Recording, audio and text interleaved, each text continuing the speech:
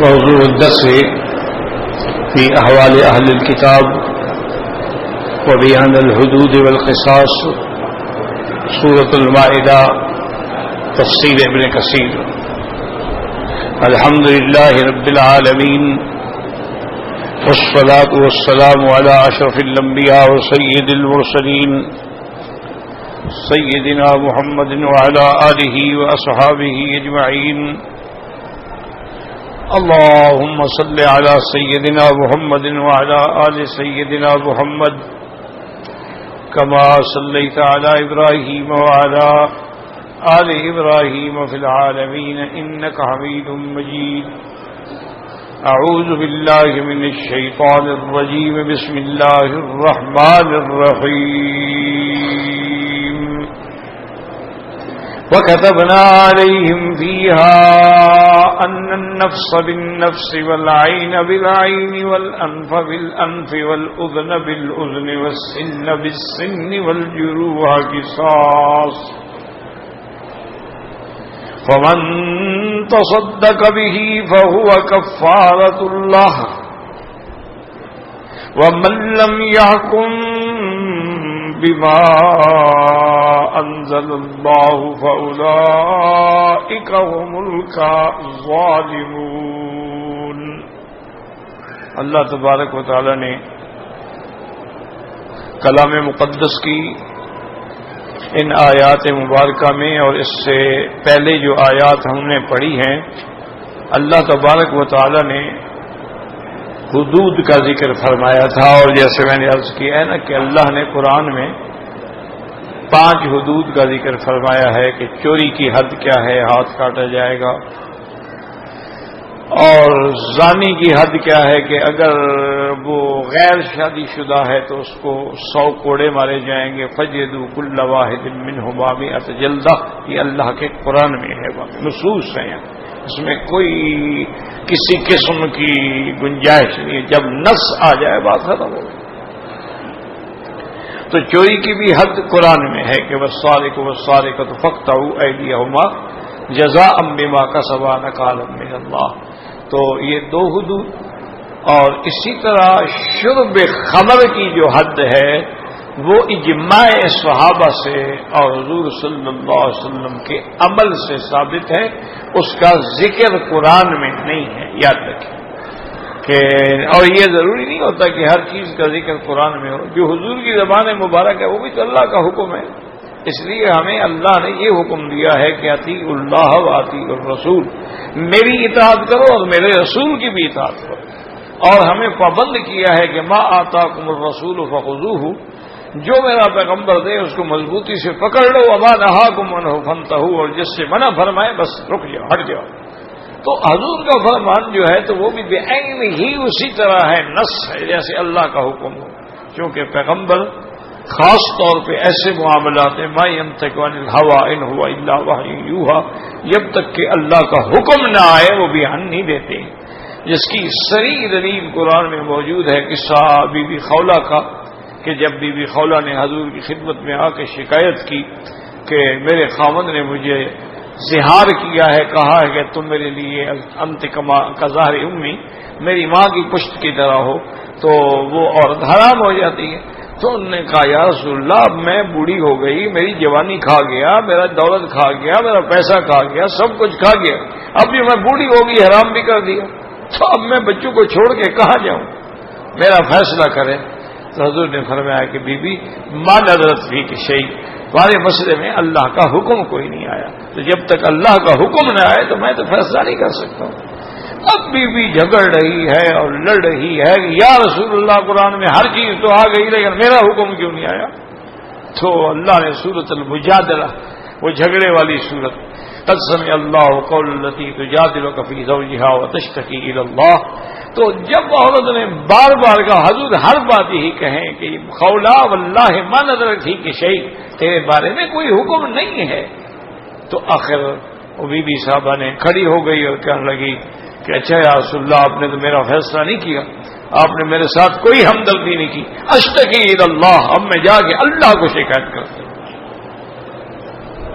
تو ابھی وہ باہر گھر سے نکلی، اللہ نے قرآن نازل کر دیا، تو حکم آ گیا کہ اگر کوئی آدمی زہار کرے تو اس کو چاہیے کہ وہ کفارہ ادا کرے، کہ یا تو ایک غلام آزاد کرے، یا 2 مہینوں کے روزے رکھے متواتر، یا 60 مسکینوں کو کھانا کھلائے، تو وہ بیوی اس پہ حلال ہو جائے گی۔ وہ حرام تعبید نے اس کی تحریم مؤبد نہیں ہے کہ ہمیشہ جیسے جاہلیت کا عقیدہ تھا کہ زہار کے بعد عورت کبھی حلال ہی نہیں ہو سکتی۔ اللہ نے وہ راستہ نکالا۔ اللہ نے فرمایا یہ جو زبان سے کوئی کہہ رہے تو حقیقت میں تمہاری ماں تو نہیں بن جاتی نا، لیکن تمہیں سزا تو ہونی چاہیے نا کہ بیوی کو ماں کہتے رہو، تو اس لیے کفارہ ادا کرو۔ تو اللہ کے قرآن میں جب تک نہ ہو، اللہ کا فرمان نہ ہو، حضور کبھی بیان نہیں فرماتے۔ اب دیکھیں نا کہ حرمت خمر جو ہے وہ تو قرآن میں آ گئی کہ انما الخمر والمیسر، یہ چیزیں جو ہیں یہ رجس ہیں، نہ پلید ہیں نہ پاک ہیں، فاجتنبوہ۔ اور یہ بھی حضور نے فرما دیا قلیلہ وکثیرہ حرام، شراب تھوڑا ہو یا زیادہ ہو، ایک گھونٹ پیو تو حرام ہے اور ایک بوتل پیو تو حرام ہے، اس کا قطرہ بھی حرام ہے اور اس کا ایک گلاس بھی حرام ہے۔ اور حضور پاک صلی اللہ علیہ وسلم نے جب آپ سے اجازت مانگی گئی کہ یا رسول اللہ جو ہم شراب کی حرمت سے پہلے ہم خرید بیٹھے ہیں اس کے بارے میں ہمیں حکم میں ہم کافروں کے علاقے میں جا کے بیچ دیں، ثمن الحرام حرام، حرام چیز کا بیچنا بھی تو حرام ہے، جب وہ حرام ہے اب بیچو گے تو حرام بیچ کے پیسہ آئے گا، تو یہ آ گیا، لیکن حدود نہیں آئے، حدود کی فرمان سے آئے۔ اور حضرت عمر کے زمانے میں پھر 40 کوڑوں کے بجائے 80 کوڑے کر دیے گئے، اجماع صحابہ ہو گیا۔ اور جس بات پہ اجماع صحابہ ہو جائے، یاد رکھو بے عین ہی اس کا حکم وہی ہے جو فرمان محمد مصطفیٰ صلی اللہ علیہ وسلم۔ اور یہ بھی قرآن میں ہے کہ وَمَن يُشَاقِقِ الرَّسُولَ مِن بَعْدِ مَا تَبَيَّنَ لَهُ الْهُدَىٰ وَيَتَّبِعْ غَيْرَ سَبِيلِ الْمُؤْمِنِينَ، جو لوگ صحابہ کے راستے کو چھوڑ کے چلیں گے نُوَلِّهِ مَا تَوَلَّىٰ وَنُصْلِهِ جَهَنَّمَ، اللہ نے ان کے لیے جہنم کی سزا رکھی ہے۔ تو ہمیشہ یاد رکھیں کہ کتاب اللہ ہو یا سنت رسول اللہ ہو یا اجماع صحابہ، پھر ہوتا ہے قیاس۔ قیاس کا معنی کیا ہوتا ہے کہ ہم اس مسئلے کو کسی دوسرے مسئلے کے مطابق پا رہے ہیں تو اب ہم اسی پہ قیاس کر لیں گے کہ بھئی اگر وہ حلال ہے تو یہ بھی حلال، اس کو کہتے ہیں قیاس، یاد رکھو۔ اور قیاس مذموم بھی ہوتا ہے اور قیاس محمود بھی ہوتا ہے۔ قیاس مذموم تو وہ ہوتا ہے نا کہ جو آدمی اللہ کے مقابلے پہ، اللہ کے حکم کے مقابلے پہ قیاس کرے، جیسے کہ شیطان نے کیا تھا کہ انا خیر منہ خلقتنی من نار وخلقتہ من طین، تو یہ قیاس حرام ہے۔ اور ایک قیاس ہوتا ہے کہ شرعی مسائل میں کہ جب آدمی کو مسئلہ کتاب اللہ میں نہ ملے، سنت رسول اللہ میں نہ ملے، اجماع میں نہ ملے، تو اب وہ کہاں جائیں گے؟ وہ قیاس کریں گے۔ تو قیاس کا معنی اچھی طرح دماغ میں سمجھ لیں، قیاس کا معنی یہ ہے کہ اس کی مثال جو ہے وہ موجود ہو دنیا میں۔ اب اس کو یہ دیکھیں کہ اگر کسی شکاری نے محرم نے احرام کی حالت میں ہرن شکار کیا تو اب اس کی سزا کیا ہے کہ بھی اس کے برابر کا جانور دے دو۔ اب وہ بیچارہ ہرن تو نہیں خریدتا رہے گا، کہاں سے ہرن خریدے گا؟ اب ہرن کو بک تو نہیں رہنا، ہر جگہ بکتے ہیں، تو اب اس کے برابر کی قیمت کیا ہے؟ ابھی بکری اس کے برابر ہوتی ہے تو لہذا بکری وہ دے دے گا۔ تو اس کی عدل جو ہے تو اسی پر ہم قیاس کریں گے کہ بھی ہاں اس کی قیمت تقریباً برابر سرابر ہے اور گوشت بھی تقریباً برابر سرابر ہے اور ہرن اور بکری کی قد و قامت بھی تقریباً برابر سرابر ہے۔ تو اس لیے علماء یہ معنی نہیں ہوتا قیاس کا معنی کہ مسئلہ خود گھڑو، نہیں، مسئلہ پہلے موجود ہے، اس کے اوپر ہم قیاس کر رہے ہیں۔ کہ اب جیسے ایک مسئلہ پیدا ہوا کہ بھئی کسی دوسرے آدمی کا بلڈ لے سکتے ہیں، مثلا ایک آدمی کو چوٹ لگ گئی، حادثہ ہو گیا، خون بہ رہا ہے، اب ڈاکٹر کہتے ہیں کہ ہر حال میں اس کو خون چاہیے، اگر ہم خون نہیں دیں گے تو یہ مر جائے گا، تو وہ کہتے ہیں کہ فوراً بلڈ خرید کر کے لے آؤ، اور نہیں ہے تو آدمی لے آؤ 2-4 وہ اپنا بلڈ دیں، وہ اپنا اگر گروپ مل گیا ٹھیک ہے، نہیں تو وہ ہم بینک میں رکھ لیں گے، بینک میں جو پڑا ہے وہ اٹھا کے اس کو دے دیں گے۔ تو اب خون دینے کا مسئلہ، اچھا حضور کے زمانے میں تو خون دیا ہی نہیں جاتا تھا، کہ اس میں کوئی ہمیں حدیث مبارک ملے. اس زمانے میں تو یہ ابھی میڈیکل سائنس تھی ہی نہیں کہ وہ فیصلہ کریں کہ اس کے خون کا گروپ کیا ہے اور اس کا گروپ کیا ہے اور یہ میچ کر رہا ہے کہ نہیں کر رہا ہے. پھر اس کی اسکریننگ کی جائے کہ اس کے اندر کوئی وائرل تو نہیں, کوئی وائرس تو نہیں, کوئی بیماری تو نہیں. یہ تو لیبارٹری ہی نہیں تھی. ابھی دیکھا نہیں, ابھی اخبار میں پڑھ رہا تھا, ابھی میرے خیال میں 3-4 دن کی بات ہے, کوئی 30-40 بچے, اللہ معاف کرے, اللہ معاف کرے, پتہ نہیں کتنا بے رحم لوگ ہیں. میں تو سچی بات یہ ہے کہ کبھی کبھی سوچتے سوچتے اللہ خیر کرے, اللہ میرے حال پہ رحم کرے کہ بس نیند اڑ جاتی ہے اور ساری رات بیٹھا رہتا ہوں کہ یہ کیا ہے. درندے ہیں انسان. 40 بچے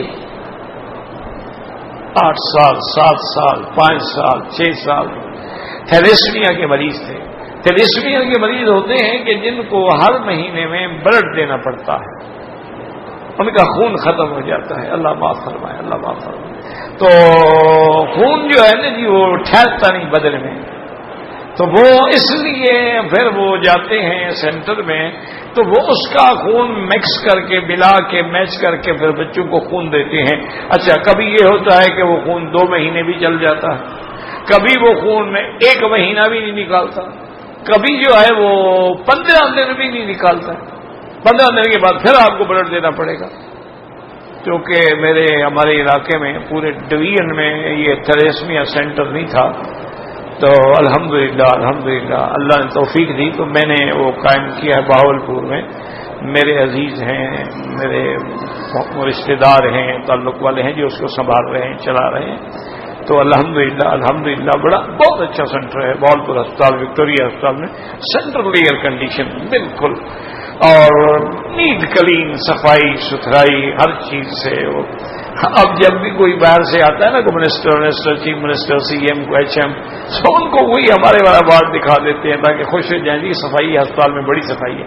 باقی ہسپتال دکھاتے ہی نہیں. اللہ کے بندے بڑے چالاک ہوتے ہیں نا لوگ, تو وہ وہی سینٹر دکھا دیتے ہیں. تو بہرحال یہ ہے کہ اب اصل اس کا سٹیج ایک ہوتی ہے, اس کو کہتے ہیں بون میرو. وہ بہت بڑا مہنگا آپریشن ہے. آپ کے ملک میں وہ تقریباً کو 50 لاکھ روپیہ لگتا ہے اس آپریشن کا, اور وہ بھی صرف کراچی اور اسلام آباد میں ہوتا ہے, کسی جگہ نہیں ہوتا. بون میرو, گودا بدلا جاتا ہے. جو گودا ہوتا ہے نا اندر, مکھ جسے کہتے ہیں گودا, وہ گودا بدلا جاتا ہے. بہت بڑا مشکل اور بڑا کمپلیکیٹڈ اور بڑا کاسٹلی آپریشن. 40-50 لاکھ مذاق ہے. اچھا, غریب کو بچہ کہاں سے دے گا؟ تو اب ہم یہ بھی کوشش کر رہے ہیں کہ اپنا وہی جو ہم نے تریسواں بنایا ہے نا, کہ وہی ہم اس کا بون میرو کے آپریشن بھی کریں اور مفت کریں بچوں کے, باہر سے مشینری منگوا کے. تو بہرحال ہماری نیت اچھی تھی, ورنہ ہم فقیر لوگ کہاں سے پیسے لاتے. تو اللہ نے حکومت کو جزائے خیر دی. وہ آئے, میرا نام شام پڑھا, دیکھا بھی کیا بات, یہ کیوں لکھا ہوا ہے نام؟ تو انہوں نے کہا جی یہ ان کے سرپرست ہیں. تو انہوں نے الحمدللہ 6 کنال زمین بھی دے دی شہر میں, تو اس کے بعد 30 کروڑ کی منظوری بھی دے دی کہ بھئی کام شروع کریں, باقی دیکھا جائے گا. تو اب نیت اچھی تھی تو اللہ نے اسباب تو بنا دیے ہیں, اب اللہ کرے بن بھی جائے. ابھی تو باتیں ہیں نا, منظوری تو ہو گئی ہے نا, لیکن ہمارے یہاں تو منظوری ہوتے ہوتے بھی سال گزر جائے. بتائیں اس میں تک کتنے بچے مر جائیں گے. تو اب میں جو ظلم آپ کو بتا رہا تھا وہ یہ تھا کہ 40 بچے, ان کو بلڈ دیا گیا, سب کو ایڈ کی بیماری ہو گئی. کیوں ہو گئی؟ کہ وہ بلڈ کی سکریننگ نہیں کی گئی بھی اس میں بیماری ہے کہ نہیں ہے. سکرین کرو پہلے, وہ ٹھیک ہو بلڈ تو پھر دو نا بچے کو. غریب کا بچہ ہے بس جو بلڈ آ گیا چڑھا دو. اس کا نتیجہ یہ نکلا ہے کہ 40 بچے کو ایڈز کی بیماری ہو گئی جس کا علاج ہی کوئی نہیں دنیا میں. انا للہ و اب وہ ساری زندگی کے لیے بچے رول گئے نا جی. چلو اگر بچ بھی گئے, جوان بھی ہو گئے, کیا شادی کریں گے؟ جس بیوی سے شادی کریں گے اس کو بھی ایڈ ہو جائے گی. یعنی ان کی تو زندگیاں برباد ہو گئی. صرف کیا ہے کہ وہ جی ٹیکنیشین نے اس کی میچنگ, 40 بندہ بن رہا ہے بچہ مسلمان. انا للہ و انا الیہ راجعون. میں سندھ کا پڑھتا ہوں, تھر کا پڑھتا ہوں, مٹی کا پڑھتا ہوں, آج اتنے بچے مر گئے، آج اتنے، انا للہ و انا، بچے بھوک سے مر گئے، یار کمال ہے۔ مسلمان اتنا بے غیرت ہو گیا ہے کہ بچے بھوک سے مر رہے ہیں اور اس کے گھر کے اندر 50 قسم کے کھانے پک رہے ہیں، بچے بھوک سے مر گئے اور روز روز مر رہے ہیں، یہ نہیں کہ ختم ہو گیا معاملہ۔ اور جو باہر کے لوگ بیچارے مدد بھیجتے ہیں، وہ میڈیا دکھا رہا ہے کہ کمرے بھرے ہوئے ہیں گندم کے، چلائی نہیں گئی، اس میں کیڑے پڑ گئے، کمرے بھرے ہوئے ہیں منرل واٹر بوتلوں کے پانی کے، کسی غریب کو دیا ہی نہیں۔ یار اتنا ظلم یہ ٹھیک نہیں ہو سکتے بالکل۔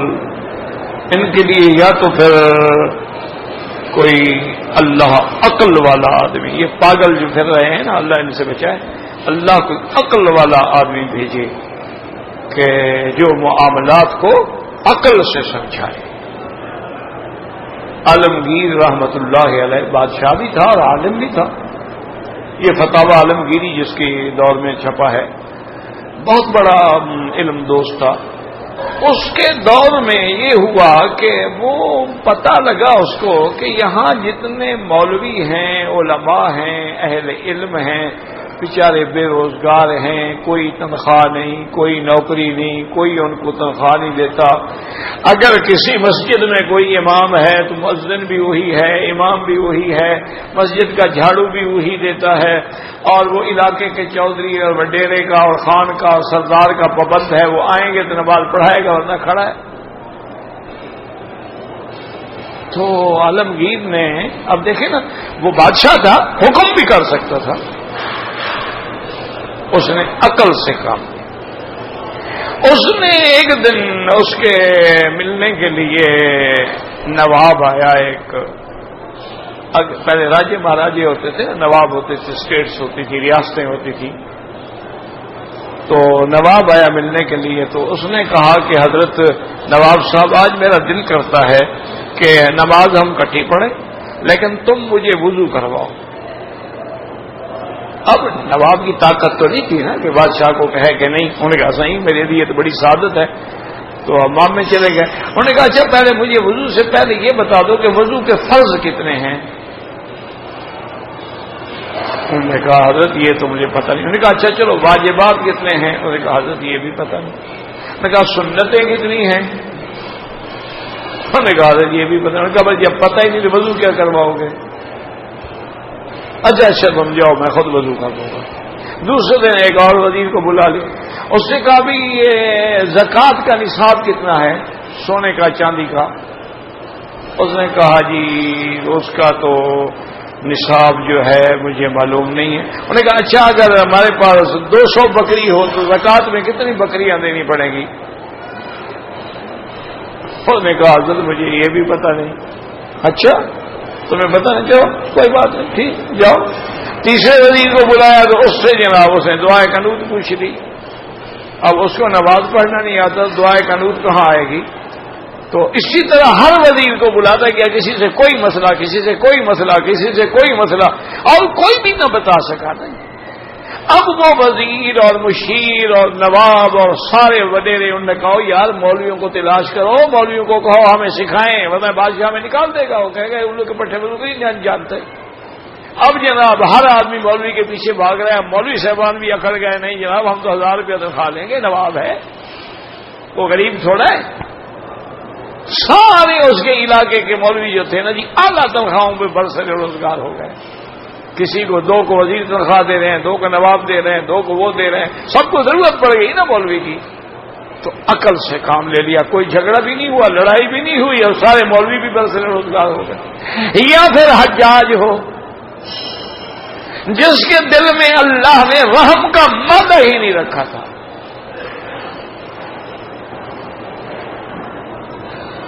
حجاج ابن یوسف ظالم هذه الامہ، اس امت کا ظالم انسان، لیکن اس کا ضمیر دیکھو، اس کو ایک ٹوٹے پھوٹے کاغذ پہ ٹوٹا پھوٹا خط ملا لڑکیوں کا کہ ہم 7 لڑکیاں ہیں، راجہ داہر نے ہمیں اغوا کیا ہے، اس کی جیل میں ہیں، ہمارے ساتھ روزانہ ہندو جو ہیں نواب ہیں امیر ہیں وہ زنا کرتے ہیں، کوئی ہمارا بھائی غیرت والا نہیں ہے مسلمان جو ہمیں چھڑوائے۔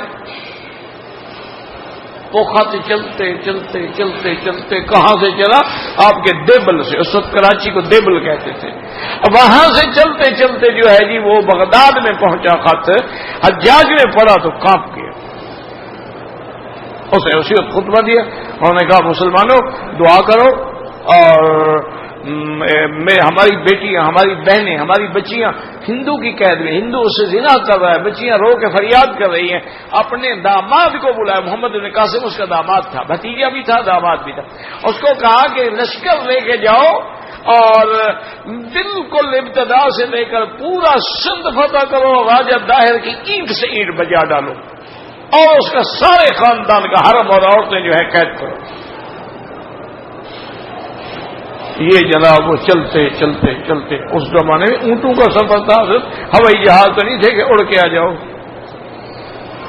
اب خود اندازہ کرو کہ بغداد سے چلتے چلتے کتنا وقت لگاؤ، یہ ملتان سے گزرا، پھر سندھ میں داخل ہوا ہے، سندھ میں باب الاسلام اسی لیے کرا، اور یہ دیکھا ہوگا آپ نے جہاں جہاں کھجوریں ہیں نا، یہیں سے محمد بن قاسم کی فوج ہوتی تھی، عرب تھے نا، کھجوریں کھاتے تھے، گٹھلیاں پھینکتے گئے، کھجوریں ہوتی گئیں،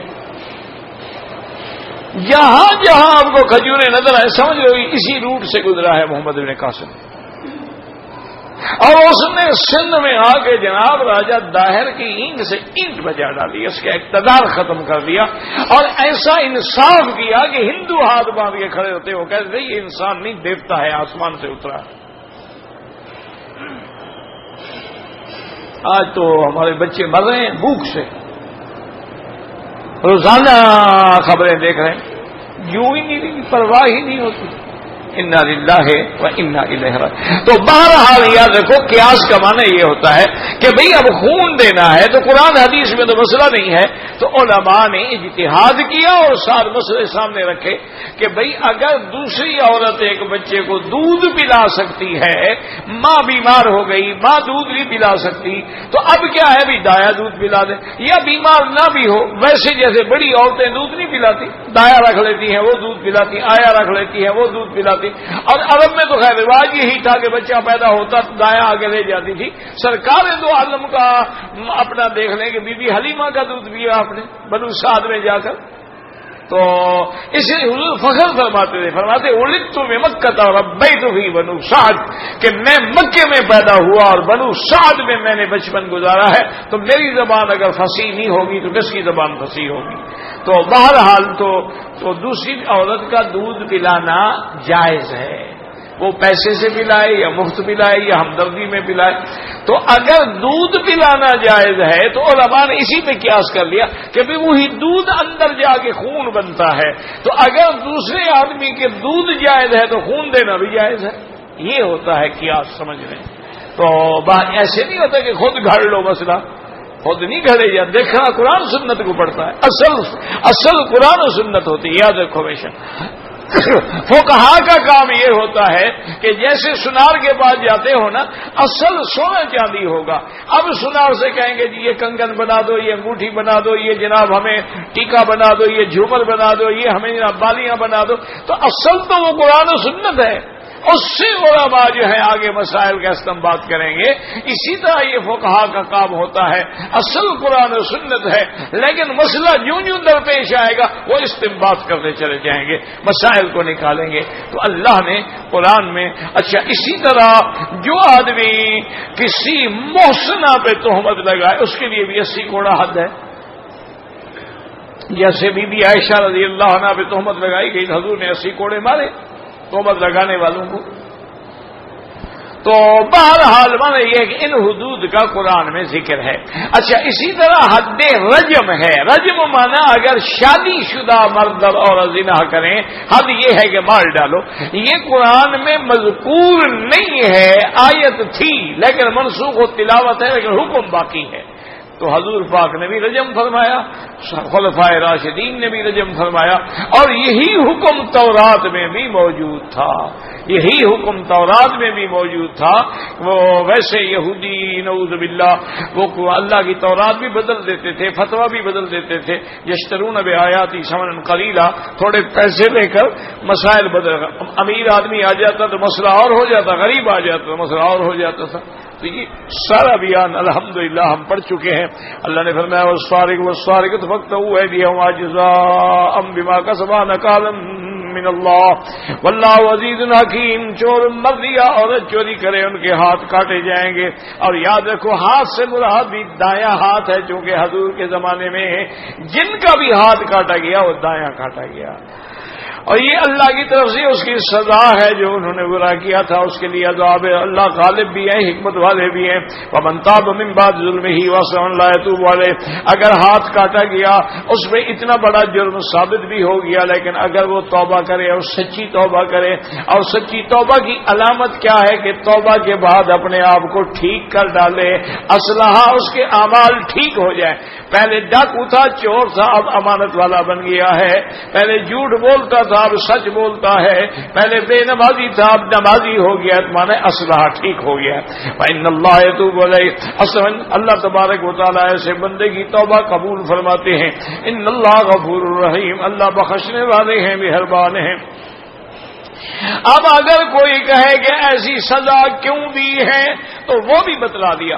الم تعلم ان اللہ له ملک السماوات والارض. اللہ نے فرمایا اب ظالمو کیا تم نہیں جانتے ہو کہ آسمان و زمین کا ملک کس کا ہے, کون مالک ہے؟ تم اگر ایک زمین کے مالک ہو تو اپنے حکم چلاتے ہو, جو ساری کائنات کا مالک ہے وہ حکم نہیں چلا سکتا. آگے یہ بھی بتا یعذب من یشاء ویغفر لمن یشاء, جس کو چاہے عذاب دیں اور جس کو چاہے معاف فرما دیں. یعنی اگر اس نے جرم کیا ہے, گناہ کیا ہے اور توبہ بھی نہیں کی ہے, اللہ کی مرضی آئے تو سزا دے دیں, اللہ کی مرضی آئے تو معاف فرما دیں. واللہ علی کل شیء قدیر, اللہ ہر چیز پہ قادر ہیں, ہر چیز پہ قدرت رکھنے والے ہیں. اور اس کے بعد اللہ نے فرمایا یہودیوں کا کیا حال ہے. یا ایھا رسول اللہ یحزنک الذین یسارعون فی الکفر من الذین قالوا آمنا بافواہہم وَلَمْ تُؤْمِنْ قلوبہم. اے میرے پیغمبر, میرے رسول, میرے محبوب حضرت محمد مصطفیٰ, آپ کو غم میں نہ ڈالے وہ لوگ جو کفر میں دوڑے جا رہے ہیں, جو زبان سے تو کہتی ہیں کلمہ پڑھتے ہیں زبان سے, لیکن ان کے دلوں کے اندر ایمان نہیں ہے. یہ منافق ہیں کہ زبان سے کہہ دیتے ہیں لیکن, اور ایمان کیا ہوتا ہے؟ تصدیق بالقلب و اقرار باللسان و امر بالارکان, کہ دل کے اندر بھی تصدیق ہو اور زبان سے بھی کلمہ شہادت پڑھے اور اس کے اعضاء بھی گواہی دیں کہ باقی یہ مسلمان ہے, مسلمانوں کے کام کر رہا ہے. ومن الذین ہادوا, اور یہودیوں میں سے سماعون للکذب, یہ بات جھوٹوں کی مانتے ہیں. سماعون لقوم آخرین, اور دوسروں کی باتیں جو ہیں وہ سن کے پہنچاتے ہیں. نبی آتو کو یحرفون الکلم من بعد مواضعہ, جو لوگ نہیں آتے آپ کے پاس, یہ آپ کی باتیں سن کے ان کو جا کے پہنچاتے ہیں. یحرفون الکلم من بعد مواضعہ, اور اللہ کی تورات میں اللہ کے کلمات کو بدل ڈالتے ہیں. اور اس کے بعد فیقولون ان اوتیتم ھذا, پھر اگر کوئی مقدمہ ہو تو آپ کے پاس پہلے بندے بھیجتے ہیں, کہتے ہیں دیکھو اگر حضور رجم کا حکم دے تو نہیں ماننا ہے, اور اگر حضور کوئی اور حکم دیں کہ چلو 2-4 کوڑے مار کے سزا دے دو تو وہ مان لینا ہے. یقولون ان اوتیتم ھذا, اگر یہ رعایت والا حکم دیں فخذوہ, وہ تو مان لو. وان لم تؤتوا فاحذروا, اور اگر حضور نرمی والا حکم نہ دے تو پھر نہ ماننا. جیسے کہ یہودیوں نے حضور کے سامنے زنا کا مسئلہ پیش کیا, ان کے بڑے آدمی نے زنا کر لیا. انہوں نے کہا کہ حضور کے بعد لے جاتے ہیں, ایک تو حضور رحم دل ہیں, رحمت للعالمین ہیں, پھر آپ کی شریعت میں بھی بڑی رعایت ہے, بڑی تخفیف ہے, تو شاید ہمارا بندہ سزا سے بچ جائے, رجم سے بچ جائے. تو حضور کی خدمت میں آئے, حضور نے کوئی جواب, آپ نے فرمایا اچھا تم پہلے یہ بتاؤ کہ تم تو یہودی ہو نا, تمہاری تورات کے اندر کیا ہے؟ انہوں نے کہا حضور ہماری تورات میں تو یہی لکھا ہے کہ اگر کوئی آدمی مرد عورت زنا کرتے ہیں اور دونوں شادی شدہ ہیں تو بس ان کو 2-4 بیت مارو, ان کا منہ کالا کرو اور ایک گدھے پہ بٹھاؤ, ایک کا مرد کا منہ ادھر ہو تو عورت کا ادھر ہو, اور بازار میں پھر کے چھوڑ دو. اب عبداللہ علیہ السلام نے کہا حضور ان سے کہو تورات لے آئے. اور ایک روایت میں ہے کہ حضور ان کے خود مدرسے میں چلے گئے، وہاں ایک نوجوان بیٹھے تھے جن کی ایک آنکھ خراب تھی. آپ نے اس کو کہا، آپ نے سنایا، دیکھو بات سنو، میں تمہیں اس خدا کی قسم دیتا ہوں جس نے تورات اتاری ہے موسیٰ علیہ السلام پر، تم مجھے بتاؤ گے تورات میں جو آدمی زنا کرے اور شادی شدہ ہو اس کی کیا سزا ہے؟ اس نے کہا حضور اس کی سزا رجم ہے، تورات میں لکھا ہوا ہے کہ دونوں کا رجم ہے. تو حضور نے فرمایا کہ دیکھو تمہاری کتاب میں بھی یہی حکم ہے، ان کو رجم کیا جائے. تو وہی اللہ پاک کا حکم بھی یہی تھا. وَمَن يُرِدِ اللَّهُ فِتْنَتَهُ فَلَن تَمْلِكَ لَهُ مِنَ اللَّهِ شَيْئًا. اور اللہ تبارک و تعالیٰ اگر کسی کو گمراہ کرنا چاہے، کسی کو امتحان میں ڈالنا چاہے تو آپ کے ہاتھ میں تو کچھ نہیں، سب اللہ کے ہاتھ میں ہے. أُولَٰئِكَ الَّذِينَ يُرِيدُ اللَّهُ لِيُطَهِّرَ قُلُوبَهُمْ. یہ وہ لوگ ہیں جن کے بارے میں اللہ نہیں چاہتے کہ ان کے دلوں کو پاک کریں. لَهُمْ فِي الدُّنْيَا خِزْيٌ وَلَهُمْ فِي الْآخِرَةِ عَذَابٌ عَظِيمٌ. ان کے لیے دنیا کے اندر بھی رسوائی ہے اور آخرت میں بھی بہت بڑا عذاب. سماعون للکذب، یہ جھوٹی باتیں مانتے ہیں. اکالون للسحت، اور حرام کھانے کے عادی ہیں، رشوت کھاتے ہیں، مسئلے بدل ڈالتے ہیں، تورات بیچ دیتے ہیں، فتوے بیچ دیتے ہیں. فَإِن جَاءُوكَ فَاحْكُم بَيْنَهُمْ أَوْ أَعْرِضْ عَنْهُمْ. حضور آپ کے پاس اگر یہ کوئی مقدمہ لے کے آئیں، آپ کی مرضی ہو تو فیصلہ کر دیں، مرضی ہو تو آپ انکار فرما دیں، یہ آپ کا کچھ نہیں بگاڑ سکتے. وَإِنْ حَكَمْتَ فَاحْكُم بَيْنَهُمْ بِالْقِسْطِ. اگر آپ فیصلہ کریں تو پھر عدل سے کریں گے، پھر یہ نہیں دیکھیں گے کہ یہودی ہے یا نصرانی ہے. جب آدمی فیصلہ کرے تو انصاف سے فیصلہ، یہ نہ دیکھے کہ اپنا ہے، یہ پرایا ہے، یہ قوم کا آدمی ہے، قبیلے کا نہیں. وَإِنْ حَكَمْتَ فَاحْكُم بَيْنَهُمْ بِالْقِسْطِ إِنَّ اللَّهَ يُحِبُّ الْمُقْسِطِينَ. اللہ عدل کرنے والوں کو محبوب رکھتے ہیں. وَكَيْفَ يُحَكِّمُونَكَ وَعِندَهُمُ التَّوْرَاةُ. میرا مدنی آپ کے پاس کیسے آتے ہیں فیصلے کے لیے؟ ان کے پاس تورات موجود ہے، اس کے اندر اللہ کا حکم موجود ہے. سمت اللہ من بعد ذلك، اس کے باوجود یہ پھرتے ہیں. وَمَا أُولَئِكَ بِالْمُؤْمِنِينَ. اصل بات یہ ہے کہ یہ ایمان لانے والوں میں نہیں ہے. إِنَّا أَنزَلْنَا التَّوْرَاةَ فِيهَا هُدًى وَنُورٌ. اللہ نے فرمایا کہ تحقیق ہم نے تورات اتاری ہے جس کے اندر نور ہے، ہدایت ہے. يَحْكُمُ بِهَا النَّبِيُّونَ الَّذِينَ أَسْلَمُوا الَّذِينَ هَادُوا وَالرَّبَّانِيُّونَ وَالْأَحْبَارُ. اور اسی کے مطابق فیصلہ کرتے ہیں اللہ کے پیغمبر اور ماننے والے، اسی کے مطابق فیصلہ کرتے ہیں جو یہودی ہیں. وَالرَّبَّانِيُّونَ وَالْأَحْبَارُ. ربانیون کا معنی رب والا، تو یوں سمجھنے کے دو قسمیں ہوتی ہیں. احبار مانا عالم، تو بعض علماء نے فرمایا کہ ربانی ان کا معنی ایسے ہے جیسے ان کے صوفی ہیں، اور احبار کا معنی جیسے ان کے عالم ہیں. تو ربانیون کا معنی اصل میں رب والا، یعنی جو عبادت میں، جو ذکر میں، جو اللہ میں زیادہ مشغول ہوتے ہیں.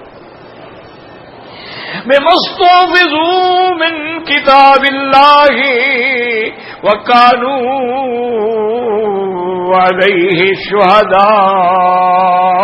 جو اللہ کی کتاب سے ان کے پاس محفوظ ہے اور اس پہ وہ گواہ ہیں. فَلَا تَخْشَوُا النَّاسَ وَاخْشَوْنِ وَلَا تُسِرُّوا حَدِيثًا قَلِيلًا. آپ لوگوں سے بالکل نہ ڈریں، آپ مجھ سے ڈریں. اللہ آپ کی حفاظت کرنے والے ہیں، اور اللہ کی آیات کو پیسے لے کے نہ بیچا جائے. وَمَن لَّمْ يَحْكُم بِمَا أَنزَلَ اللَّهُ فَأُولَٰئِكَ هُمُ الْكَافِرُونَ. اور جو اللہ کے اتارے ہوئے حکم کے مطابق فیصلہ نہ کرے وہ کافر ہے. لیکن یاد رکھو یہ بڑی مشکل آیت ہے، پھر اس لحاظ سے تو آج کوئی بھی مسلمان نہیں آپ کے ملک میں یا مسلمان جہاں جہاں ہیں، کہاں ماں سوا سعودی عرب کے کہاں قرآن کے مطابق فیصلہ ہوتا ہے؟ یہ تو واحد ملک ہے نا جس میں الحمدللہ قرآن و حدیث کے مطابق فیصلہ ہوتا ہے، اور فقہ امام احمد بن حنبل رحمۃ اللہ علیہ کی اختیار کی جاتی. باقی تو ملکوں میں وہی انگریزی قانون یا ان کے اپنے بنائے ہوئے قوانین. تو اس آیت کے بارے میں محدثین نے دو جواب دیے ہیں. ایک تو یہ ہے کہ یہ ساری آیتیں من لم یحکم بما انزل اللہ اولئک هم الکافرون، من لم یحکم بما انزل اللہ اولئک هم الظالمون، من لم یحکم بما انزل اللہ اولئک هم الفاسقون. انہوں نے کہا یہ تینوں آیتیں جو ہیں یہ یہود کے بارے میں ہیں، اہل کتاب کے بارے میں، ان کا مسلمانوں سے تعلق ہی نہیں، تو ہم کافر ہونے سے بچ گئے. اور بعض علماء فرماتے ہیں کہ نہیں، آیت عام ہے سب کے لیے، تو معنی یہ ہوگا کہ جو اللہ کے حکم کو دل سے نہ مانے وہ کافر ہے. ایک ہے نہ ماننا، ایک ہے مانتا تو ہے لیکن عمل نہیں کرتا تو وہ گناہگار ہے. وہ گناہگار ہے لیکن کافر ہے. دیکھو نا، جیسے ایک آدمی داڑھی مڈاتا ہے تو گناہگار ہے، بار بار مڈاتا ہے تو گناہ کبیرہ کا مرتکب ہے، بار بار مڈاتا ہے تو فاسق ہے. کیونکہ علل انعام داڑھی مڈاتا ہے فاجر ہے لیکن کافر نہیں. اور ایک آدمی ہے جو داڑھی کا انکار کرتا ہے، وہ کہتے جی داڑھی کا کوئی اسلام میں حکم نہیں ہے، نہ قرآن میں ہے، نہ حدیث میں ہے، نہ کسی فقہ کے باب میں ہے، یہ کوئی دین کا مسئلہ ہی نہیں، انکار کرتا ہے، وہ کافر. اچھا، ایک آدمی ہے وہ داڑھی کو برا سمجھتا ہے. اب برا سمجھنے کا کیا معنی ہے؟ یا قولن یا فعلن. قولن کا معنی یہ ہوگا چھوڑ یار یہ داڑھی واڑی، کیا لوگوں نے جھاڑی رکھی ہوئی ہے، یہ داڑھی ہے. اور دیکھو یہ داڑھی والے جھوٹ بولتے ہیں، بغیر داڑھی والے تو سارے سچ بولتے ہیں نا. تو بہرحال ایک ہوتا ہے کہ زبان سے تو نہیں کہتا کہ داڑھی بری چیز ہے، لیکن عملاً فعلاً پریکٹیکل طور پہ وہ اس کو اچھا نہیں سمجھتا ہے. کیا مانا؟ آپ صبح صبح اٹھ کے اس نے دفتر جانا ہے، آفس جانا ہے، ڈیوٹی پہ جانا ہے، نوکری، تو پہلا کام ہی وہ یہ کرتا ہے کہ حمام میں جا کے، غسل خانے میں جا کے سب سے پہلے شیو کرتا ہے کہ یار یہ اگر شیو نہیں کروں گا تو برا لگے گا. کیا کہیں گے یار دیکھو داڑھی بڑی ہوئی ہے، شیو ہی نہیں کی اسے. مانا یہ ہے کہ وہ زبان سے نہ کہے لیکن پریکٹیکل طور پہ برا سمجھ رہا ہے، وہ بھی کافر ہوگا. انا للہ و انا الیہ راجعون. وہ کسی عالم سے کسی نے آ کے مسئلہ پوچھا، کہنے لگا کہ حضرت اسلام داڑھی میں رکھا ہوا ہے، بس داڑھی رکھو داڑھی رکھو داڑھی رکھو. ہر وقت آپ لوگوں میں داڑھی داڑھی داڑھی کر کر کے تنگ کر دیا. اسلام کوئی داڑھی کے اندر. انہوں نے کہا میرے بھائی بیٹا ناراض کیوں ہوتے ہو؟ اسلام داڑھی میں نہیں رکھا ہوا ہے لیکن داڑھی اسلام میں رکھی ہے. اسلام تو داڑھی میں نہیں رکھا ہوا ہے لیکن داڑھی جو اسلام میں رکھی ہوئی ہے اس کا ہم کیا کریں؟ آپ بتلا دیں، ہم جو کہیں ہم حاضر ہیں، آئندہ وہی بات کیا کریں گے. تو اس لیے یا ایک ہے داڑھی نہ رکھنا، یہ فاسق ہے. ایک ہے داڑھی کا انکار کرنا یا برا سمجھنا، پھر کافر ہے. اللہ معاف کرے. اور ہم تو پرواہ نہیں کرتے نا میرا بھائی. اب دیکھو نا، مثلا امام احمد بن حنبل رحمۃ اللہ علیہ اور شیخ الاسلام ابن تیمیہ اور شیخ الاسلام ابن القیم رحمۃ اللہ علیہ بڑے لوگ ہیں، اللہ ان کی قبروں پہ کروڑوں رحمتیں فرمائے. وہ فرماتے ہیں اگر مرد عورت بالغ ہونے کے بعد آمدن کوئی ایک نماز بھی چھوڑ دے تو کافر ہو جاتا. ایک نماز، ایک. وہ خود نہیں کہتے، وہ بھی ایک حدیث ہے حضور کی کہ من ترک الصلاۃ متعمدا فقد کفر. جس شخص نے جان بوجھ کے نماز چھوڑی ہے وہ کافر ہو گیا. اور اسی طرح حضور نے فرمایا کہ نماز تیار ہو جائے، اذان ہو جائے اور اقامت ہونے والی ہو تو میں اس محلے کا دورہ کروں، صحابہ کو حکم دوں کہ لکڑیوں کا ڈھیر لگائے. جو لوگ جماعت میں نہیں آئے، مسجد میں نہیں آئے، ان کے گھروں کو جا کے آگ لگا دوں. اب جن کے گھروں کو اللہ کا نبی آگ لگا دے گا وہ گھر کبھی سالم ہو سکتے ہیں، کبھی پھر سبز ہو سکتے ہیں. تو اب یاد رکھیں ان تین ائمہ کے نزدیک اگر مثلا خامد نے نماز چھوڑی، یا خامد تو پکا نمازی ہے لیکن بیوی نماز نہیں پڑھتی ہے، وہ کہتے ہیں کافر ہو گئی. تو کافر کا نکاح ہو نہیں سکتا. وہ کہتے ہیں ان کا نکاح بھی ٹوٹ گیا اور جو اولاد پیدا ہوگی وہ اولاد زنا ہے. اللہ اکبر اللہ. آج کل تو حضرت میں نے آپ کو کہا نا کہ مجھے کبھی کبھی ایسی تکلیف ہوتی ہے کہ میں آپ کو بتا نہیں سکتا. یہ میں کوئی نیکی نہیں بتا رہا، میں اپنی کمزوری بتا رہا ہوں کہ میں کمزور آدمی ہوں، ضعیف آدمی ہوں، برداشت نہیں کر سکتا ہوں. تو یہ کوئی میری نیکی شیکی نہیں ہے، یعنی اتنا دکھ ہوتا ہے. اللہ معاف فرمائے. کہ اب اندازہ کریں کہ بھی عورت نماز پڑھتی ہی نہیں ہے تو اس کے بارے میں کیا حکم ہوگا؟ اچھا، بہت سارے مرد صرف عید کی نماز پڑھتے ہیں، پڑھنا ان کو عید والا بھی نماز کا نہیں آتا. بہت سارے لوگ ہیں صرف جمعہ کی نماز پڑھتے ہیں، ان کے بارے میں کیا کہیں گے؟ ما سوا اس کے کہ انا للہ و انا الیہ راجعون، اور اللہ کے گھر میں بیٹھے ہو، اللہ کے کعبے میں بیٹھے ہو، دعا کرو اللہ ان کو توبہ کرنے کی توفیق دے. ہم تو دعا ہی کر سکتے ہیں نا جی، نعوذ باللہ، ہم کسی کی بد دعا کے لیے تو نہیں بیٹھے ہوئے ہیں نا. ہم تو دعا کریں کہ اللہ ان کے گھروں پہ رحمت کرے کہ جس گھر میں نماز نہ ہو، روزہ نہ ہو، جس گھر میں قرآن نہ ہو، تلاوت نہ ہو، نہ بیوی نے کبھی پڑھا ہے، نہ اولاد نے کبھی پڑھا ہے، نہ بیٹیوں نے کبھی پڑھا ہے، نہ گھر والوں نے کبھی پڑھا ہے. بس بڑا شوق ہوتا ہے ان پیسے والوں کو، اور جی بس مدرسے سے طلباء بلا کے قرآن خوانی کروا دیا. کیا قرآن خوانی ہے؟ قرآن لعنت کر رہا ہوتا ہے ایسے گھر والوں کو. حضور نے فرمایا رب قاری القرآن یقرأ القرآن والقرآن یلعنہ، کہ بہت سارے ایسے لوگ ہیں قرآن پڑھتے ہیں اور قرآن ان پہ لعنت کرتا ہے.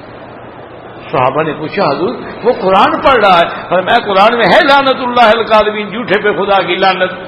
انہوں نے کہا جب قرآن پڑھ کے جھوٹ بولے تو قرآن لعنت نہیں کر رہا؟ قرآن میں ہے لعنت اللہ علی الظالمین، ظلم کرنے والوں پر اللہ کی لعنت. قرآن بھی پڑھتا ہے ظلم بھی کرتا ہے تو لعنت نہیں کر رہا قرآن اس کو. بہرحال ما سوا دعا کے کوئی علاج نہیں، اور دعا بھی ہماری منظور نہیں ہوتی. وجہ کیا ہے کہ عقل حلال نہیں ہے. وجہ کیا ہے؟ صدق مقال نہیں ہے.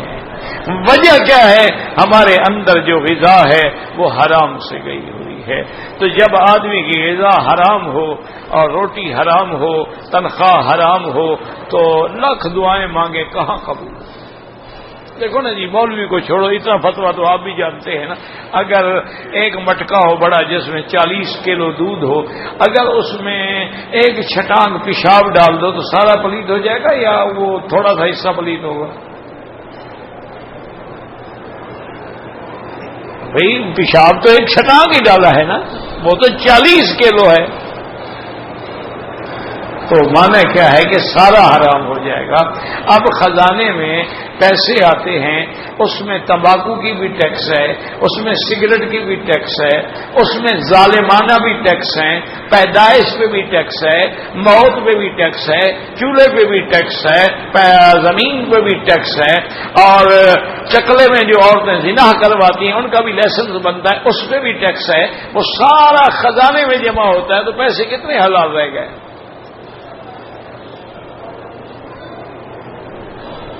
وہی ہمیں تنخواہ ملے گی. یہ تو شکر کرو کہ دنیا میں ایک ملک ہے سعودی عرب جن کا سود نہیں ہے، جن کا دیکھو نا باہر کے بینک سود لیتے، ان کے اپنے بینک تو سودی کاروبار نہیں کرتے. اب دنیا کو تو نہیں منوا سکتے نا، انٹرنیشنل لیول پر تو نہیں روک سکتے نا، نہ وہ لوگ ان کے ماتحت ہیں. لیکن ان کا جو اپنا بزنس ہے وہ خالص اسلامی ہے، لوگوں سے تو نہیں منوا سکتے. ان کے ایک بہت بڑے امیر اور بہت بڑے امیر لڑکی نے زنا کیا تھا. بظاہر انہوں نے کہا ہم نے شادی کر لی ہے، نکاح کیا؟ انہوں نے کہا کہ نہیں، یہ ولی کی اجازت نہیں تھی، نکاح کیسے ہو گیا؟ تو بالکل اس کو حد جاری کر پروانے کی، بڑے ہیں یا چھوٹے. تو باقی تو حضرت جو حالات ہیں وہ ناقابل ناگفتہ ہیں. بس یہی اللہ کا شکر ہے کہ مدرسے ہیں، مسجدیں ہیں، مولوی ہیں، کچھ کتابیں پڑھا رہے ہیں، کوئی حدیث پڑھا رہا ہے. ان کی وجہ سے شاید اللہ رحم فرما دیں، کوئی عذاب نہ آئے، لیکن حالات خراب ہو.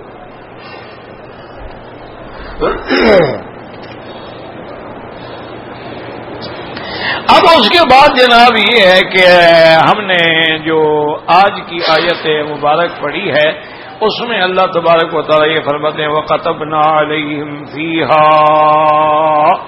اس مسئلے میں اللہ نے یعنی اہل کتاب پہ یہ حکم جاری فرمایا النفس بالنفس، انسان کے بدلے میں انسان، والعین بالعین، آنکھ کے بدلے میں آنکھ، والانف بالانف، اور ناک کے بدلے میں ناک، والاذن بالاذن، اور کان کے بدلے میں کان، والسن بالسن، اور دانت کے بدلے میں دانت، والجروح قصاص، اور زخم کا اس کے برابر بدلہ لینا.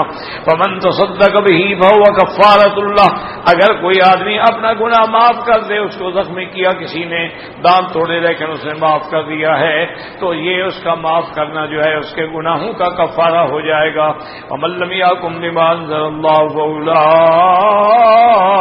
هم الظالمون، اور جو لوگ اللہ کے اتارے ہوئی کتاب کے مطابق فیصلہ نہیں کرتے وہی لوگ ہیں جو اپنے جانوں پہ ظلم کرنے والے ہیں. اللهم لا تجعلنا من الظالمين، اللهم لا تعذبنا بذنوبنا، اللهم لا تهلكنا بذنوبنا، اللهم لا تمنعنا بذنوبنا فضلك، اللهم ارحم امة محمد صلی اللہ علیہ وسلم.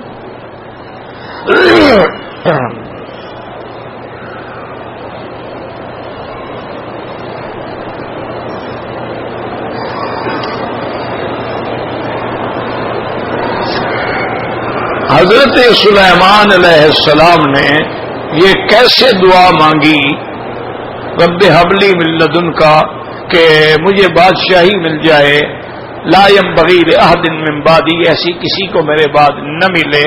تو انہوں نے کیسی یہ دعا مانگی، اور بادشاہوں سے حکومت یا بادشاہی چھن جائے، اور یہ کہاں لکھا ہے کہ چھن جائے؟ یہ کہاں، یہ کس آیت کا ترجمہ ہے کہ ان سے چھن جائے اور مجھے مل جائے؟ یہ تم نے خود کہا ہے قرآن میں ترجمہ. ملک لا ينبغی لأحد من بعدی، یعنی ایسا میرے بعد کسی کو نہ دینا. یہ تو نہیں کہ کسی سے چھن جائے اللہ کے بندے پہ. اور اس ملک سے مراد بھی آپ کو شاید سمجھ نہیں آئی ہے، وہ صرف معنی یہ تھا کہ ایک ایسی حکومت جو اللہ نے سلیمان کو دی کہ انسانوں پہ حکومت، جنوں پہ حکومت، پرندوں پہ حکومت، جانوروں پہ حکومت، یہ کسی کو نہیں ملی. کہ یہ حضرت سلیمان علیہ السلام کا یعنی وحشر لسلیمان جنودہ من الجن والانس والطیر فهم یوزعون، ان کے لشکر تھے، جنوں کا بھی لشکر، انسانوں کا بھی لشکر، پرندوں کا بھی لشکر، اور سب صفیں بنا کے کھڑے ہوتے اور حضرت سلیمان آ کے ان کا ملاحظہ کرتے. اسی میں تو آپ نے دیکھا نا، فرمایا کہ مالی اللہ الہدہد، آج ہدہد نظر نہیں آ رہا، وہ کدھر ہے؟ اللہ نے ان کو چیونٹیوں کی بھی زبان دے دی کہ چیونٹی تقریر کر رہی تھی کہ یا ایھا النمل ادخلوا مساکنکم لا یحطمنکم سلیمان وجنودہ وهم لا یشعرون. تو حضرت سلیمان نے صرف نہیں کہ سنا اور بات سمجھی، فتبسم ضاحکا من قولها، اس کی بات سن کے آپ مسکرائے. یہ کس نے کہا ہے اسے چھن جائے اور اسے چھن جائے اور چھن جائے؟ یہ کس آیت کا ترجمہ ہے؟ عجیب آدمی ہے، خود قرآن کے ترجمے گھڑتے رہتے ہو گھر میں بیٹھ کے. باقی نہ بادشاہت بری چیز نہیں ہے.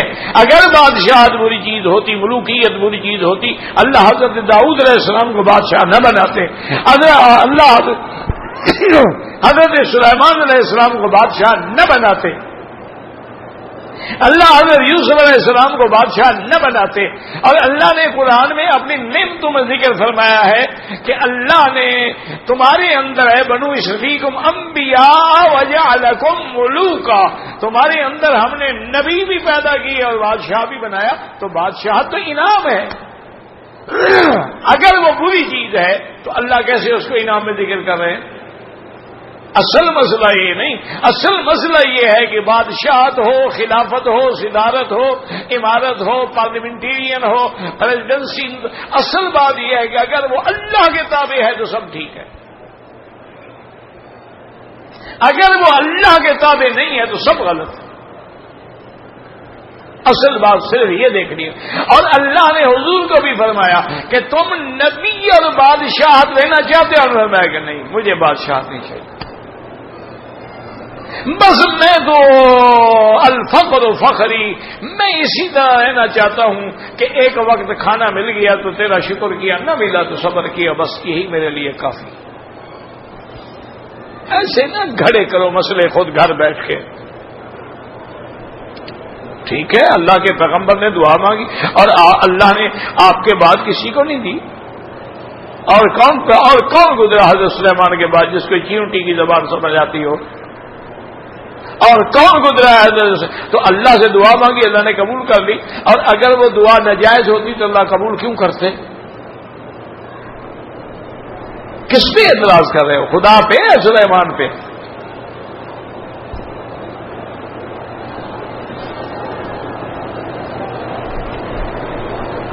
نکاح مسیار جو ہے، پہلی بات تو یہ ہے کہ مجھے اس کا پتہ ہی نہیں ہے، سچی بات جو ہے، ایسے بلا وجہ میں باتیں بناؤں، مجھے پتہ نہیں کہ نکاح مسیار کا مطلب کیا ہے، شرائط کیا ہیں، اس کے حقوق کیا ہیں، تفصیل کیا ہے۔ جب تک وہ نہ ہو تو آدمی بات نہیں کر سکتا۔ اس کے لیے بہتر یہ ہے کہ آپ دارالافتاء سے رجوع کریں۔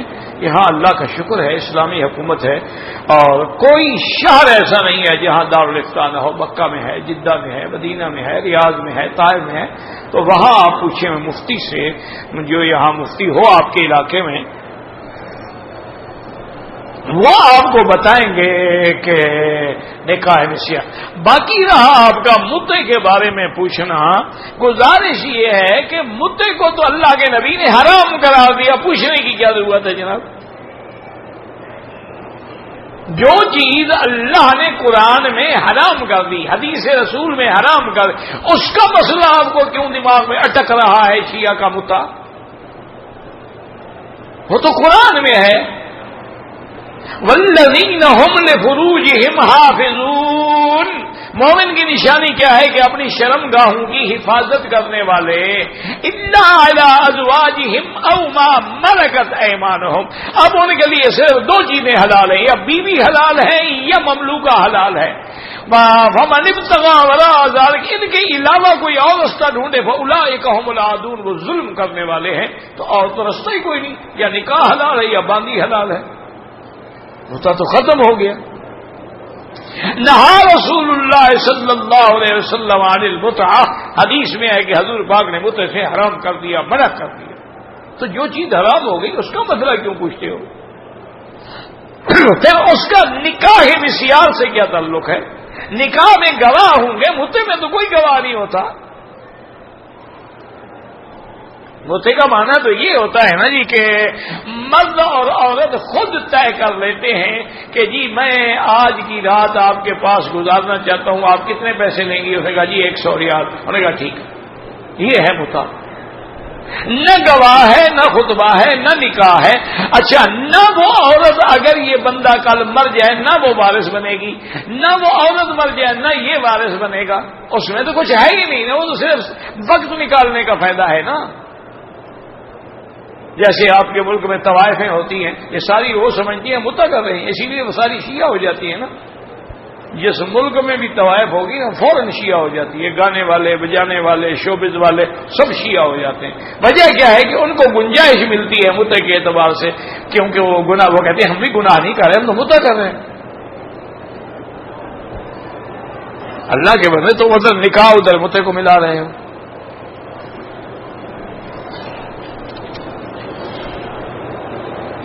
جو لوگ احرام کی حالت میں سگریٹ پیتے ہیں وہ ڈبل حرام کرتے ہیں، کیونکہ سگریٹ تو پہلے بھی حرام تھا، احرام کی وجہ سے وہ ڈبل ہو گیا۔ لیکن ان کو کیا فرق پڑتا ہے؟ یہ تو ٹرپل حرام بھی کر لیں گے تو کیا فرق پڑے گا؟ یہ وہ عمرہ کرنے تھوڑا آتے ہیں، یہ تو دکھانے آتے ہیں، میں عمرہ کر رہا ہوں، میں حجر اسود میں چوم رہا ہوں، میں اب لائن لگا ہوا ہوں۔ یہ عمرہ تھوڑا ہے، یہ تو تماشا ہے، بھیڑ ہے، میلہ ہے، چلا آ رہا ہے۔ نماز میں کھڑے ہیں تو کندھا نکالا ہوا ہے، اور جہاں سے احرام باندھا ہے وہیں سے کندھا نکالا ہوا ہے، اور تازہ عمرہ کر کے، طواف کر کے، صفا مروہ دوڑ کے، نائی کے بعد جا کے پہلے داڑھی مڈاتے ہیں، بعد میں سر مڈاتے ہیں۔ عمرہ کرنے تھوڑا آتے ہیں۔ احرام کی حالت میں نسوار رکھ سکتے ہیں، وہ بھی حرام ہے، مکروہ ہے۔ پان کھا سکتے ہیں، پان میں تمباکو نہ ہو تو کھا سکتے ہیں، اگر خوشبو ہو تو نہیں کھا سکتے۔ اگر اس میں لاچی والا پان ہے یا خوشبو ڈالی ہوئی ہے تو وہ محرم احرام کی حالت میں نہیں کھا سکتا. اور اگر آپ مثلاً دیکھیں نا جی احرام باندھ کے عمرہ کر دیں 2 گھنٹے لگ جائیں گے 4 گھنٹے, اگر 4 گھنٹے سگریٹ نہیں پیئیں کیا خیال ہے آپ کا فوت ہو جائیں گے؟ نہیں, وہ موت کا اندیشہ ہے, موت آ جائے گی. یہ پٹھان والی بات تو نہ ہونا. ایک پٹھان کہنے لگا مولوی صاحب اللہ ہم کو جنت میں بھیجے گا. انہوں نے کہا یار تو مسلمانوں کیوں نہیں بھیجے, تو ادھر نشوار ملے گا کہ نہیں ملے گا؟ انہوں نے کہا بے وقوف آدمی, نسوار تو مکروہ چیز ہے, وہاں حرام اور مکروہ چیزیں تو نہیں ہوتی. کہا پھر کیا فائدہ, مزہ تو نہ آیا. ہمارے پٹھان بھائی عجیب ہوتے ہیں, اللہ ان کو خوش رکھے. تو یہ ہیں اپنے بڑے عجیب مسئلے والے, اپنے ان کا ایک اچھا خاصا عالم. اچھا, ان میں جو عالم ہے نا چوٹی کے علماء, یہ جو بھی کام کرے نا اس کو انتہا تک حاصل. بڑے بڑے علماء پیدا ہوئے ہیں پٹھانوں میں, اللہ اکبر. بڑے بڑے مفسر, بڑے بڑے محدث, بڑے بڑے قرآن خان, قرآن بیان کرنے والے, پڑھانے والے بڑے لوگ پیدا ہوئے ہیں. تو ایک مولوی صاحب یعنی عالم آدمی قرآن پڑھا رہا تھے, ترجمہ پڑھا رہے تھے, کہتا ہے دیکھو بھائی اللہ کا قرآن ہم پڑھتے ہیں بسم اللہ الرحمن الرحیم. کہا ہاں جی بسم اللہ الرحمن الرحیم. اچھا ختم کدھر کرتے ہیں؟ انہوں نے کہا جی اللہ وصفی جنت والناس پہ ختم کرتے. انہوں نے کہا دیکھو شروع کرتا ہے با سے اور ختم کرتا ہے سین پہ, تو اب جب ہم ان کو ملائے گا تو کیا ہو جائے گا؟ بس. تو مانا یہ ہوا کہ جب قرآن آ گیا, حضور آ گیا, تو بس یہ کتے کا بچہ کا دیا نہیں کدھر سے آ گیا. تقریر میں کہہ رہا ہے کتے کا بچہ. اب کیا کہے اس بات. اللہ کے بندے تم تو ممبر پہ بیٹھے ہو, قادیانی واقعی کافر ہے, مرتد ہے, لیکن کیا ضرورت ہے کہ کتے کا بچہ پٹھان ہے, اس کو کون روک سکتا ہے؟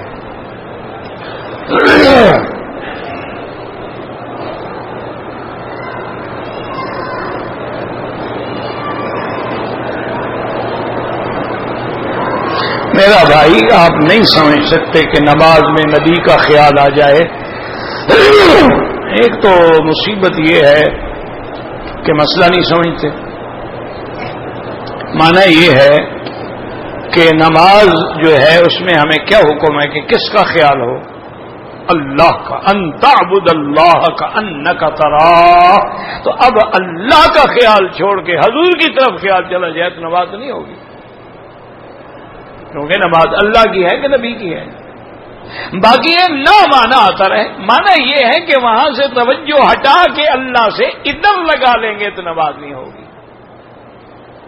اس کو کہتے ہیں صرف ہمت. کیا مانا؟ خیال تو اللہ کا تھا, اب اشہد ان لا الہ الا اللہ, تو اب حضور کی طرف مدینے چلا گیا تو اب نماز نہیں ہوگی. بات کو سمجھا کریں. یہ نہیں کہ مجرد دماغ میں آ جائے. ایسے تو ہم آخر اشہد ان محمد عبدہ ورسولہ پڑھیں گے, السلام علیکم ایھا النبی ورحمۃ اللہ وبرکاتہ بھی پڑھیں گے, آخر میں درود بھی پڑھیں گے اللہم صلی علی محمد وعلی آل محمد. تو حضور کا نام تو ایک ہے نہیں. اللہ سے خیال ہٹا کے نبی کی طرف کر دو تو پھر نماز اللہ کی نہ رہی, نبی کی ہو گئی.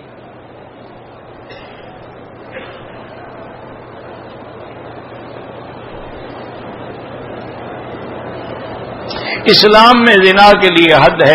کس سے زنا کرے تو حد ہے. اسلام میں زنا کے لیے حد ہے. کس سے؟ یہ بھی لکھا اسلام میں کہ ماں سے زنا کرے تو حد ہے. اور خدا کا خوف کیا کرو. اگر سمجھ نہیں ہے تو اب تعزیر ہے, اور تعزیر کیا ہے کہ وہ حد سے اس نے زیادہ جرم کیا ہے. بات کو سمجھو. عام عورت سے زنا کرنے میں 100 کوڑا تھا, لیکن اس بدبخت نے عام عورت سے نہیں, ماں سے مانا اس سے بڑھ گیا, سزا بھی بڑھ گئی. وہ تعزیر ہے. اب حد نہ رہی, تعزیر میں اس کو قتل کیا جائے گا. سمجھ نہ آئے تو بھائی ہم کیا کریں.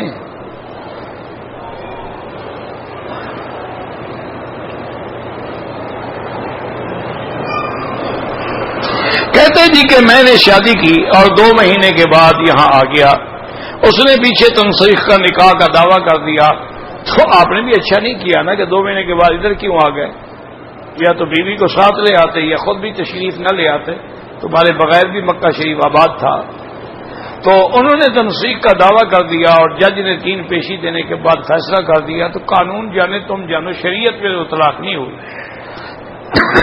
کیونکہ تمہیں پتہ ہی نہیں ہے۔ ورنہ تنسیق کا معنی یہ ہوتا ہے قاضی باقاعدہ شوہر کو اطلاع کرے، اطلاع میں بھی نہ آئے اشتہار دے، اس کے بعد بھی نہ آئے تو پھر اس کو مہلت دینے کے بعد وہ فیصلہ کر سکتا ہے، لیکن آپ کو تو پتہ ہی نہیں ہے۔ اچھا آپ کا کوئی بھی رشتہ دار نہیں تھا جو آپ کو اطلاع کر دیتا؟ تم بھی کچھ بہانے بناتے ہو، یہ خود بھی تھکے ہوئے ہوتے ہیں پھر مسئلے پوچھتے ہیں۔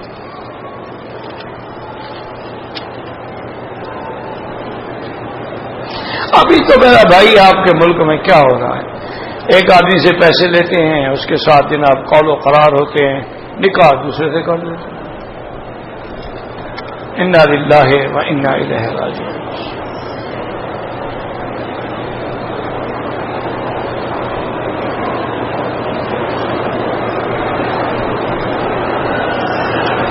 مجھے ایک اور انڈیا سے آئی حج پر، اس نے حج کیا اپنے سسر کا خرچہ خاوند نے دیا۔ بھائی دیکھیں بات یہ ہے کہ اس کے سسر کا حج تو ہو جائے گا، لیکن یہ ہے کہ پہلے اس کو اپنا حج کرنا چاہیے تھا، اور جب وہ عورت ہے بھی امیر پہلے اپنا فرض تو ادا کرے نا۔ اور بعض علماء تو کہتے ہیں اس کا حج ہو گیا، سسر کا ہوا ہی نہیں۔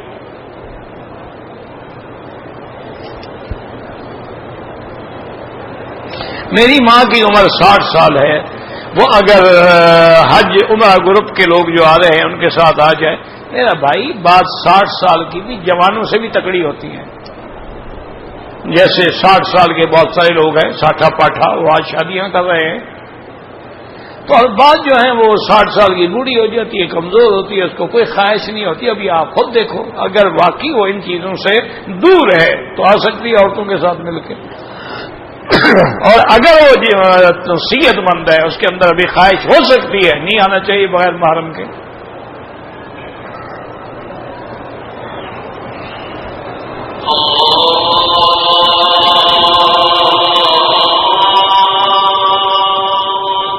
اس میں پہلے بھی رکھے ہیں، وہ بھی نہیں نکالے، روز ایک نئی بات کرتے ہیں۔